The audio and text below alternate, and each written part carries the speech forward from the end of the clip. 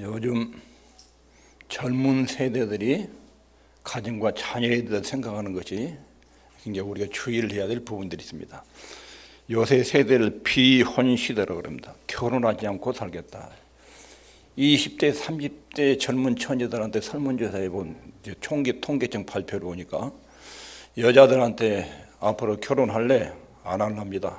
둘 중에 하나. 약 45%에서 50%가 여자들한테 결혼하지 않고 살겠습니다. 남자들한테 물어봤더니 25%에 30%나 결혼 안 하고 혼자 살랍니다. 불임시대. 결혼을 했는데 아이를 낳지 않는 거예요. 우리나라 22년 통계청의 발표에 따르면 출산율 0.78%, 1%가 결혼이 둘이 하잖아요. 남자와 여자가 결혼해서 아이를 한 명 낳으면 1%예요. 그래서 현재 인구수가 유지가 되려면 2.4%가 돼요. 2명 이상을 낳아야 돼요. 일찍 세상을 떠나는 사람도 있고 그러니까 두 사람이 결혼하면 2명 이상이 낳아야 인구가 유지가 되는데 우리나라는 0.8%. 그러니까 결혼하는데 한 명 낳고 한 명도 안 낳고 대신 강아지 키우고 그리고 평생 아기를 안 낳으려고 그래요. 비혼 시대, 불임 시대. 세 번째 문제는 아이를 낳았어요. 근데 버려버려요. 고아원이나 이런 데 버려요. 미혼모 출산들이 많고 또 부부가 아이를 낳고 책임 있게 키울 수 없어서 버리는 경우, 이런 버림받은 아이들이 1년에 약 4만 명 정도 됩니다. 4만 명 중에 약 1,000명 정도는 우리나라에서 입양이 되고 2,200명 정도는 해외 입양이 돼요. 나머지 아이들은 그냥 고아원이나 이런 데도 양육이 되지요. 가정과 자녀에 대한 생각이 크게 왜곡되어 있습니다. 그런데 우리나라에 잘못된 격언들이 있습니다. 무자식이 상팔자다. 교회에서 이런 말 쓰면 큰일 납니다. 이런 말 쓰면 하나님께 괘씸죄에 걸립니다. 무자식이 상팔자다. 이거 아주 잘못된 말입니다. 그리고 자식이 왼수다. 아무리 자식이 속을 썩여도 자식이 왼수다. 이런 표현을 쓰면 안 됩니다. 이거 하나님께 절대로 복받는 언어들이 아닙니다. 그 자식의 미래가 얼마나 아름다고 축복스럽게 미래가 준비되어 있는데 자식이 왼수다. 이런 말을 듣고 자란 아이들이 부모한테 효도를 하겠습니까? 그 자식이 복이 되겠습니까? 또 가지 많은 나무에 바람 잘 날 없다. 이것도 틀린 말입니다. 자식이 많아서 그중에 이것도 하고 저것도 하고 아이들이 아주 재능들에 따라서 쫙 자라서 크는 것을 보면 부모가 얼마나 기쁨이 충만한데 자식 많은 집에 바람 잘 날 없다. 이런 표현들은 우리나라 격언 중에 아주 잘못된 격언들입니다. 하나님은 성경에는 자녀는 최고의 축복이다. 그래서 모든 복은 당대에 끝납니다. 그러나 자녀의 축복은 다음 세대로 이어집니다. 자녀들이 잘 되면 그 가문의 유산이 다음 세대까지 넘어갑니다. 하나님께서 아브라함의 복을 줄 때 제일 먼저 준 것이 자녀의 복입니다. 그리고 땅을 줬습니다. 자녀의 복은 영원성을 말하고 땅의 복은 권세를 말합니다. 여기 하나님이 하신 말씀 이렇게 다시 한번 읽겠습니다. 시작. 자식은 여호와의 주신 기업이요. 자식은 하나님으로부터 온 유산이다. 그런 뜻입니다. 한 집안의 혈통을 이어갈 사람, 그 집의 존재를 유지할 존재. 그리고 그 자식은 하나님이 주신 선물이다. 오늘 한 가지만 꼭 마음속에 기억해야 됩니다. 자녀들이나 손주들을 볼 때마다 이 아이들은 하나님이 우리 가문에 보내준 최고의 보물이다. 이런 식으로 보면 어린이 주일날을 잘 배운 것입니다. 자녀들을 볼 때마다 하나님이 우리 가문에 보낸 선물, 하나님의 주신 기업, 자식은 여호와의 주신 기업, 우리 가문의 보물, 하나님이 주신 최고의 선물, 이렇게 기억하기를 바랍니다. 오늘 본문에 보면 아브라함의 손자 야곱이 나오죠. 창세기에 보면 족장 네 사람이 나옵니다. 아브라함, 이삭, 야곱, 요셉. 네 분의 이름이 창세기에 쭉 12장부터 50장까지 이어져 가는데 네 사람 중에 야곱이 인간적으로 제일 못된 인간입니다. 아브라함, 이삭, 요셉 인격이 참 훌륭했습니다. 이 야곱은 인간적으로 제일 4명 중에 못된 사람인데 야곱의 생애를 한마디로 정리하면 야곱은 자기가 원하는 목적을 모든 수단을 다 통해서 성취하는 그런 사람입니다. 나는 하나님의 도움 따위는 필요 없고 내 인생에 내가 필요한 건 내가 확보합니다. 내가. 그래서 하나님이 뱃속에서 장기한 명분을 약속했는데도 그 축복을 자기가 챙겨야 돼요. 자기가 챙기지 않으면 하나님 기다리고 못 베기는 거예요. 야곱의 생애에서 가장 두드러진 것은 하여튼 자기 인생의 미래와 축복은 자기 노력과 힘과 지혜를 가지고 따내야 돼요. 성취해야 돼요. 그래야 직성이 풀리는 사람이에요. 하나님의 때까지 하나님의 방법을 되살리지 못해요. 이런 성깔 때문에 이 네 명의 족장 중에 야곱이 제일 고달픈 인생을 살고 제일 험한 인생을 살았습니다. 하나님은 그런 야곱을 나중에 다듬고 만들어서 또 이 네 사람 중에 야곱의 믿음이 제일 깊고 하나님을 가장 잘 아는 소년으로 성장을 합니다. 제일 못된 인간이 가장 깊은 소년으로 믿음이 성장합니다. 이런 일이 어떻게 일어났는지 오늘 쭉 보겠습니다. 에서를 만나기 전에 하나님을 만나는 야곱의 모습이 오늘 본문에 나옵니다. 야곱이 기도해가지고 복을 누린 사람이 아니라 하나님의 언약 때문에 복을 누린 사람입니다. 창세기 32장 26절에 하나님이 이렇게 약속을 합니다. 그 사람이 가로되 날이 세리하니 나로 가게 하라. 야곱이 가로되 당신이 내게 축복하지 아니하면 가게 하지 아니하겠나이다. 그 사람이 그에게 이르되 내 이름이 무엇이냐. 그가 가로되 야곱이니이다. 야곱이 20년 동안 삼촌집에 살다가 내려왔어요. 빈몸으로 갔다가 이제는 자식이 11명, 부인 4명, 엄청나게 많은 소떼와 양떼, 그리고 목동들을 거느리고 왔어요. 그런데 20년 동안 노력해서 피땀 흘려서 노력한 결과가 에서라는 사람 만나서 전부 다 죽음을 당하거나 빼앗길 수 있어요. 20년 전에 에서는 자기가 장자의 명분을 동생이 야곱이 뺏긴 것 때문에 억울함 때문에 이놈을 죽여버려야 되겠다. 그런 에서의 모습을 보고 떠났어요. 그리고 20년 전에 자기 형 에서의 그 분노의 감정을 한 번도 만나도 풀지 않고 지금 내려왔어요. 20년 동안 자녀들과 엄청난 재산과 부를 가지고 왔는데 저 에서를 지금 만나야 돼요. 에서가 만일에 400명의 군대를 지금 끌고 오는데 자기 야곱을 죽이려고 생각하면 20년 동안 수고한 모든 것이 물거품이고 다 죽어요. 자녀들 다 죽고 가진 재산도 다 뺏겨요. 야곱의 인생에서 최고의 위기를 만난 거예요. 근데 그날 밤에 갑자기 한 사람이 씨름을 걸어와요. 처음에 한 사람 천사, 나중에는 그분이 여호와예요. 제2위 하나님 예수님이 야곱의 씨름을 걸어왔어요. 사람의 밤에 갑자기 시커먼 사람이 와서 딱 잡고 씨름을 거니까 그때 당시 목동 문화에서는 씨름에 지면 그 사람의 종이 돼야 돼요.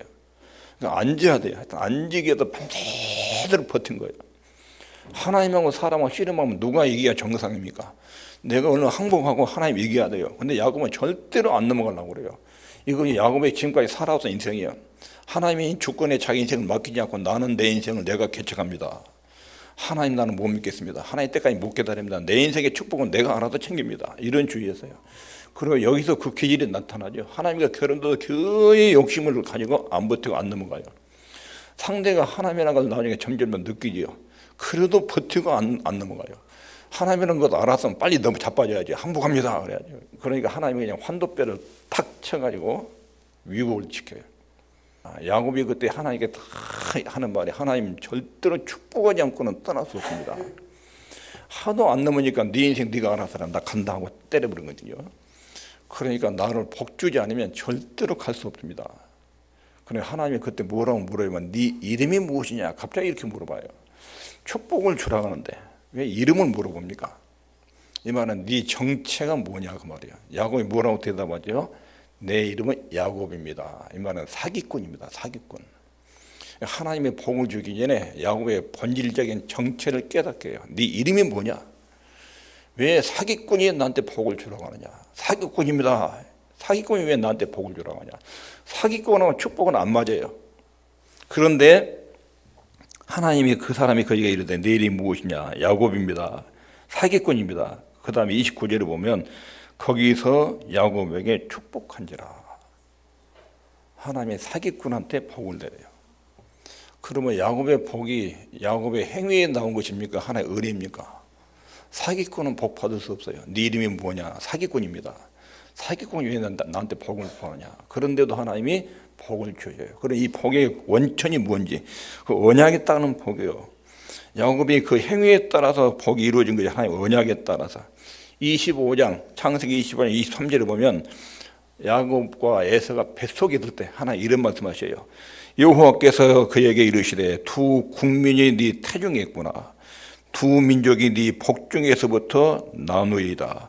이 족속이 저 족속보다 강하고 큰 자는 어린 자를 섬기리라. 뱃속에 있을 때 두 민족이 네 뱃속에 있다. 이삭이 기도하니까 하도 속에도 두 놈이 막 난리를 치니까 이삭이 기도해요. 기도하니까 하나님이 두 민족이 네 뱃속이다. 쌍둥이다. 근데 큰 놈이 어린 자를 섬길 것이다. 장자권이 둘째한테 넘어간다. 그런 뜻이에요. 뱃속에서부터 하나님은 에서를 버리고 야곱을 선택을 했어요. 그리고 난 뒤에 13절을 보면 또 본즉 여호와께서 그 위에 서서 가라사대 나는 여호와니 너희 조부 아브라함의 하나님이요 이삭의 하나님이요 너 누운 땅을 내가 너와 네 자손에게 주리니. 이 장면은 야곱이 아버지 에서를 속이고 도망가요. 그러다가 밤에 잠을 자는데 하나님이 나타나서 너 누운 땅을 너와 네 자손에게 주리라. 사기꾼 지금 사기치고 도망가는데 하나님이 그런 약속을 하는 거예요. 너 땅을 너한테 준다. 그리고 14절에 보면 네 자손이 땅에 티끌같이 되어서 동서남북에 편만을 지며 땅의 모든 축복이 너와 네 자손을 인하여 복을 얻으리라. 아브라함하고 이삭한테 언약했던 축복이 지금 야곱에게 지금 전수되고 있어요. 전달되고 있어요.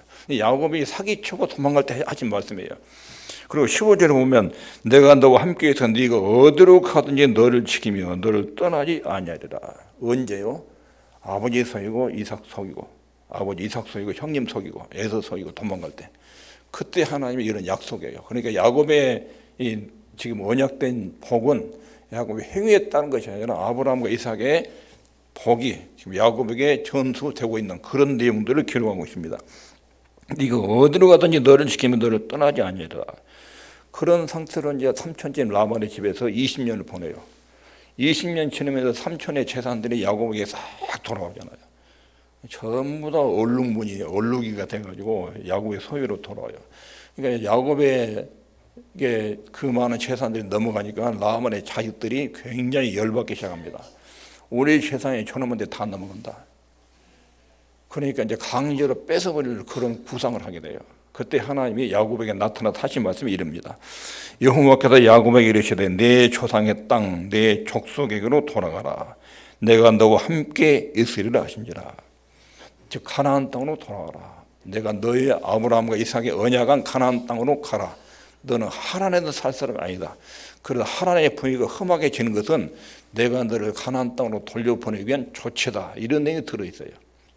그래서 가나안 땅으로 돌아왔는데 20년 만에 이제 빈몸으로 갔다가 아들, 딸들, 지금 베냐민이 탄생에 전이니까 아들, 딸이 11명이에요. 나이로 치면 큰아들이 13살부터 촤르르 11명이 있어요. 부인이 4명이에요. 엄청나게 목축들이 많아요.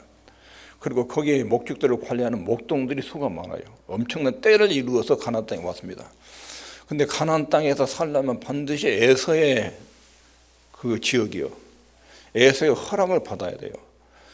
그래서 이 에서한테 야곱이 왔다는 소식을 전했는데 에서가 400명의 군대를 데리고 달려드는 거예요. 그 야곱이 이제 20년 전에 우리 형 에서의 원한이 지금까지 안 풀려가지고 400명 군대를 끌는 것 같은 나를 죽이고 박살내기서 오는구나. 이렇게 야곱이 머리를 돌려 계산해요. 도저히 살 방법이 없어요. 그래가지고 하나님 앞에 막 기도를 하니까 밤에 씨름이 일어난 거예요. 그리고 씨름 결과 하나님께서 내가 너와 함께한다. 약속을 또렷하게 하시죠. 여기를 보면 복의 원인이 야곱의 인간세계에 나오지 않고 하나의 언약에 비롯됐다는 것이 창세기에서 또렷하게 증언하는 내용입니다. 하나님의 언약 때문에 그에게 하나님의 복을 내리십니다. 그리고 그 다음날 에서를 만났는데 에서의 마음을 하나님이 갑자기 감동해서 돌려가지고 원수와 원수 관계가 아니라 형과 동생의 진한 혈육으로 만나도록 그렇게 은혜를 베풉니다. 야곱의 재산에 전혀 손을 못 대도록 하나님 역사하십니다. 이런 걸 보면 아브라함의 손자 야곱의 행동이 엉망이었는데 에서를 만나기 전에 하나님 만나고 하나님께 언약의 약속이기 때문에 야곱의 생명과 재산을 보존한 내용들이 창세기 본문에 나옵니다. 언약에 따른 복. 그럼 야곱하고 하나님과의 맺은 언약하고 또 여러분하고 지금 우리가 하나님하고 맺은 언약하고 그 강도가 어느 쪽이 센가? 여러분들은 하나님과의 아들, 딸이 된 것은 예수 그리스도의 십자가의 피로 말미암아서 이루어진 것입니다. 이 부분에 대해서 마가복음 14장 24절에 가라사대 이것은 많은 사람을 위하여 흘리는 바 나의 피 곧 언약의 피니라. 예수님이 십자가에 흘리신 피는 하나님과 우리 사이의 언약의 피. 그래 내가 예수를 믿으면 예수님 언약의 피의 효력 때문에 내가 하나님의 아들이 되고 하나님은 내 아버지가 됩니다. 그 언약의 관계하고 아브라함과 이삭과 야곱과 맺은 언약의 관계하고 어느 거 있습니까?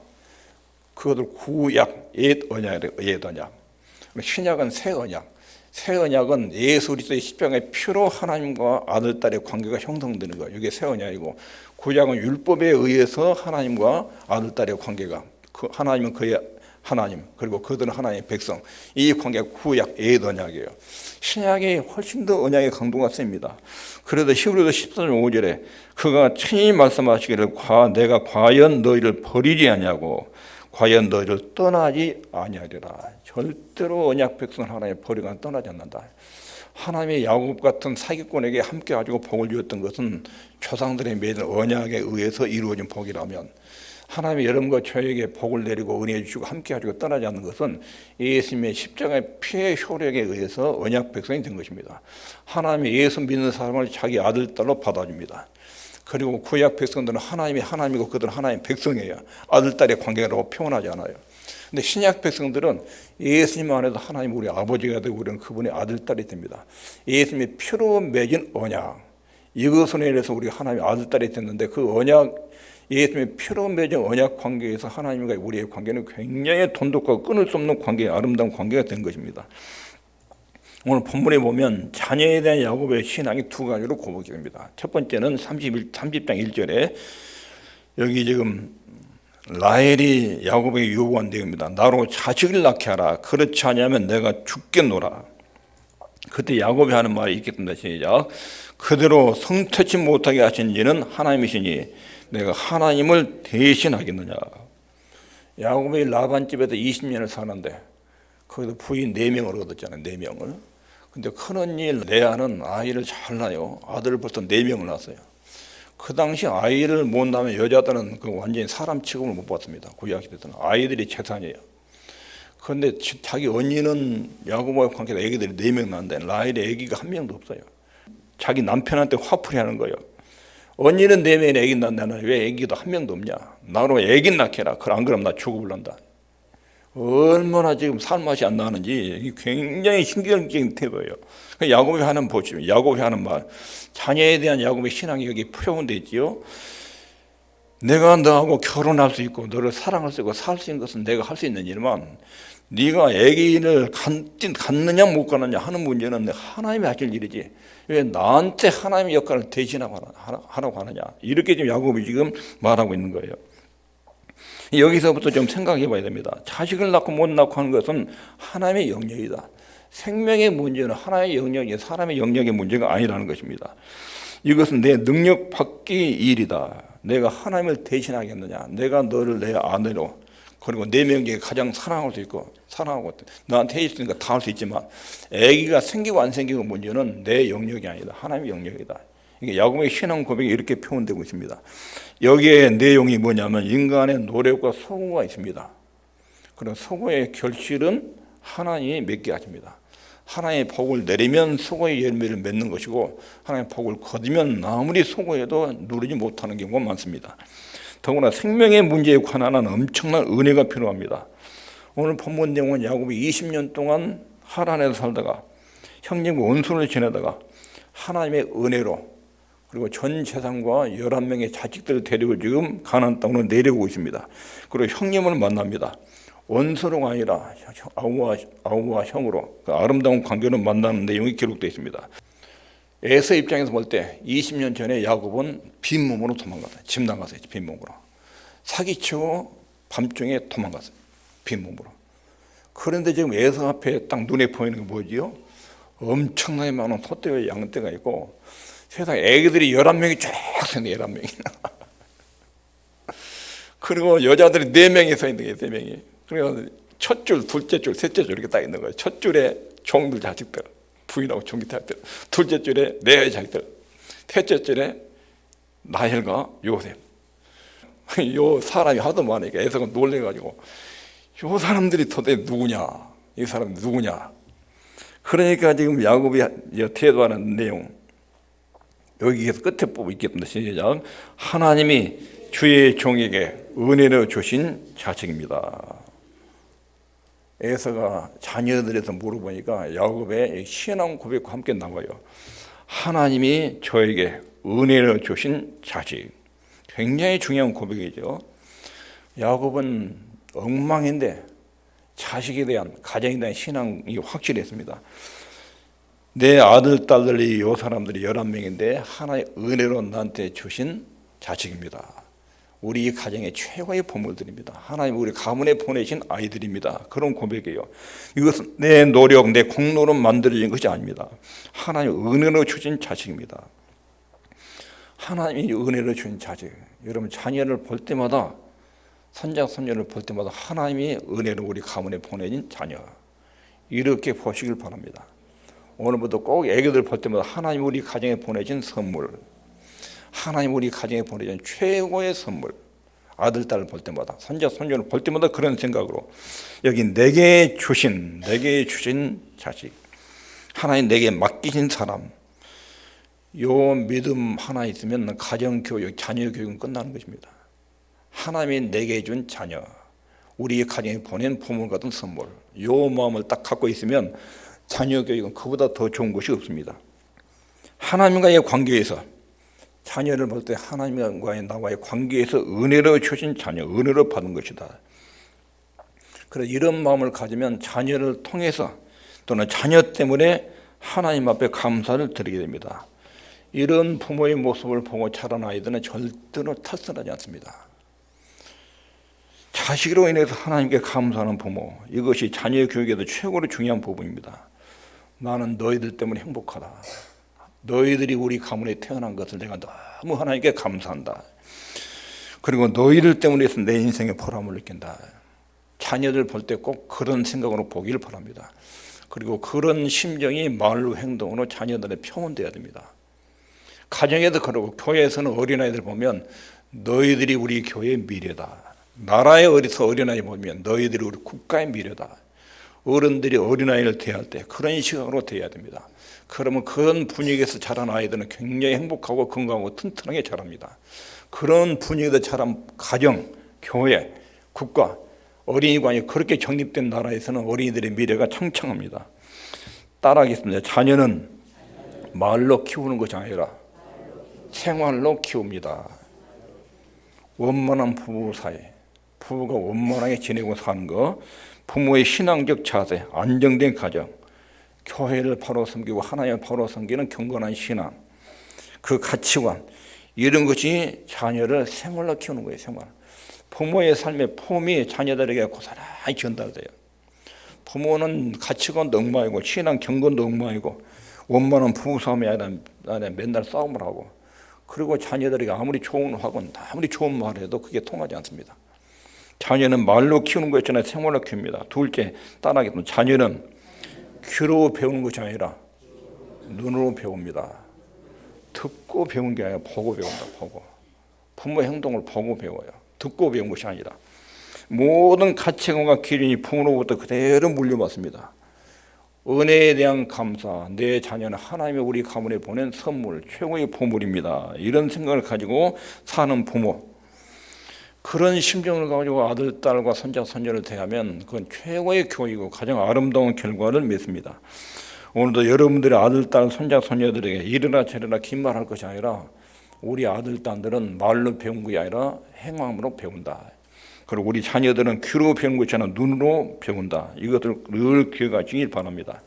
은혜로 주신 자식, 하나님 우리 가문에 은혜로 주신 자식입니다. 자녀를 대할 때마다 이런 심정을 가지고 보기를 바랍니다. 여기까지 말씀을 정리하면, 첫 번째는 가정에 대한 성경적 가치관이 중요합니다. 한 남자와 한 여자를 만드시고 하나님은 가정을 이루었습니다. 가정의 기본은 남자와 여자가 만나는 것입니다. 그리고 나서 살면 부모와 자식 관계가 형성됩니다. 그러니까 가정에서 1차적 인간관계 순서는 아내와 남편이에요. 그런 다음에 결혼해서 아이를 낳으면 거기다 부모와 자식 관계가 만들어지는 거예요. 부모 자식과 1차적 기관이 아니에요. 창조 질서에는 남편과 아내가 1차 기관이에요. 그러니까 일단 결혼하면 부모의 의견보다 아내와 남편의 의견이 우선이에요. 남편과 아내가 아름답게 살면 부모에게 효도가 되는 거예요. 그런데 자녀의 경우는 저절로 이루어집니다. 부부 사이가 아름다우면 자녀에게 되고 효도 되는 거예요. 부부 사이가 싸우고 그러면 부모에게 불효가 되고 자녀들에게 교육이 망쳐요. 부부가 가장 먼저예요. 하나님 남편과 아내를 먼저 지었어요. 이게 창조 원리예요. 그러고 나서 부모 자식이 태어나니까 부모 자식 관계가 만들어지죠. 거기에 부모 자식 관계의 윤리 원리들 하나님 말씀하셔요. 가정에 대한 성경적 가창이 중요해요. 하나님이 만드신 가정, 하나님의 짝조진 배필, 이것이 중요하고, 두 번째로는 읽겠습니다. 시작. 자녀는 하나님께서 인간에 내려주신 가장 큰 축복입니다. 하나님 우리 가정에 내린 축복들이 여러 가지가 있는데 그중에 제일 축복이 자녀라. 자녀. 이것은 하나의 선물로 우리 가문에 내려줬다. 세 번째는 여기서 또 한 가지 기억해야 할 거, 우리는 예수님의 피로 맺은 언약 백성. 우리 가문은 예수님 십자가 안에서 형성된 언약의 백성이다. 구약의 아브라함과 이삭과 야곱이 복을 받은 것은 언약에 의해서 이루어진 것입니다. 그런데 그보다 더 강한 언약이 예수님 십자가의 피로 맺은 하나님과 나와의 관계입니다. 그래서 하나님은 우리 가정뿐 아니라 우리 인생을 절대로 버리거나 떠나거나 함부로 대하지 않습니다. 여기서 네 번째 있습니다. 시작. 우리 가정과 자녀는 하나님이 주신 최고의 선물입니다. 가정에서 실패하면 어디서도 명함을 못 내밉니다. 천국에서 하나님이 나중에 평가를 할 때 가정생활을 어떻게 했느냐, 교회생활을 어떻게 했느냐, 이 두 가지가 가장 중요합니다. 가정생활을 성공하고 교회생활을 성공한 사람은 사회생활 당연히 성공합니다. 근데 사회생활을 성공한 사람이 가정에 실패한 사람이 너무 많습니다. 가정생활 성공하고 교회생활 성공한 사람은 사회생활 잘 됩니다. 가정이 삶의 가장 기본적 단위입니다. 그래서 가정이 얼마나 소중한지 알아야 됩니다. 사회생활 때문에 가정을 파괴하는 일이 없어야 됩니다. 가정, 자녀, 하나님이 최고의 선물이다. 자녀를 하나님과의 관계에서 감사해야 됩니다. 자녀를 볼 때마다 고맙고 감사한 마음, 하나님께 대한 고마운 마음과 감사한 마음, 이것만 가지면 자녀들 대한 태도에서 행위로 배우고 눈으로 보고 배우는 그런 현상이 아주 자연스럽게 이루어집니다. 하나님 아버지가 우리 가문의 주인이다. 그리고 아내도 남편도 하나님 나한테 짝조진 최고의 선물이다. 그리고 그 결과로 나한테 태어난 아들, 딸들은 하나님의 진짜로 정의 우리 가정에 보낸 보물들이다. 그리고 그 후손들, 이제 얘들이 자라가지고 결혼해도 또 손자, 손녀들을 보면 이건 더 큰 보물들이지요. 하나님이 주신 선물들, 아들, 딸, 손자, 손녀들, 내가 원하는 대로 양육할 게 아니라 하나님 뜻에 따라 양육할 책임이 따른 거지요. 그래서 우리 가정은 하나님 최고의 선물, 하나님과의 관계에서 감사하면서 양육하면 최고의 가정, 최고의 후손들이 우리 가문에서 나오게 될 것입니다. 기도하겠습니다.